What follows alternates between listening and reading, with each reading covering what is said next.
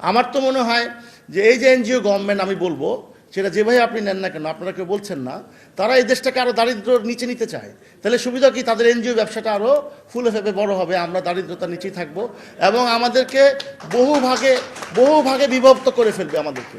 কারণ আমাদের দেশে যেখানে ঐক্য দরকার, সেখানে এই দেশে দেখেন আপনি নানান মত নানানভাবে, এই যে 5 তারিখের আগস্টের পরে যে আইন শৃঙ্খলা পরিস্থিতির অবনতি হয়েছে, আপনারা হয়তো বিশ্বাস করবেন না যে আমাদের ছেলের অবস্থা কত খারাপ। সন্ধ্যার পরে ফ্যামিলি নিয়ে কেউ বের হচ্ছে না, আমাদের অবস্থাটা খুবই খারাপ।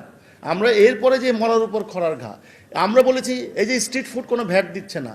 আমি যেই তান্দুরি চিকেনটা 150 টাকা বিক্রি করি, সেই একই তান্দুরি চিকেন 100 টাকা যদি পাশের দোকানে বিক্রি করে, যার ভ্যাট নাই, ট্যাক্স নাই, কমপ্লায়েন্স নাই, কিচ্ছু নাই, তাহলে ও কি আমার কাছে আসবে?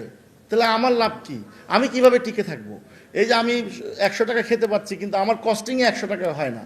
আমার কমার্শিয়াল হারে বিদ্যুৎ বিল, কমার্শিয়াল হারে পানির বিল, কমার্শিয়াল হারে গ্যাস বিল, আমাকে কমার্শিয়ালের স্পেস বিল, কর্মচারীর বেতন, কমপ্লায়েন্স, এই যে আনহেলদি কম্পিটিশন, সেটাই আমরা বলে আসছি যে ভ্যাটের আওতায় সবাইকে আনতে হবে এবং ভ্যাটের আর এক হইতে হবে।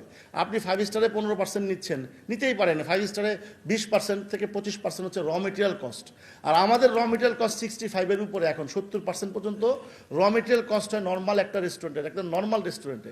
সেখানে আমি গ্রস প্রফিট কত করব, ইউটিলিটি কীভাবে দিব, আমার প্রফিট কোথায়?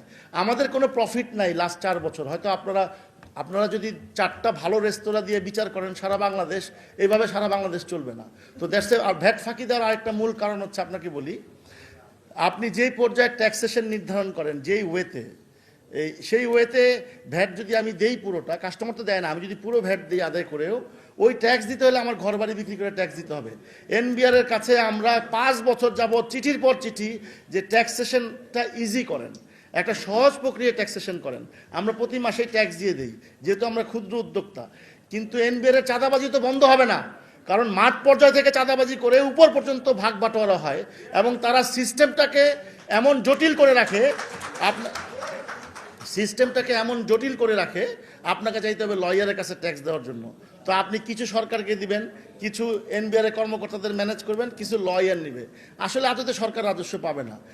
কেউ এই রাষ্ট্রে 53 বছরে ব্যবসায়ীদের জন্য সহজীকরণ কিছু করে নাই। হ্যাঁ, কিছু মুষ্টিময় ব্যবসায়ীর জন্য সরকার কাজ করে, তারা যেমন ফুলে ফেপে বড় হয়ে যায়, তাদের কিচ্ছু হয় না। কিন্তু এই ক্ষুদ্র উদ্যোক্তা নিয়ে আজ পর্যন্ত সারা বাংলাদেশে এই 50-53 বছরে কেউ কাজ করে নাই।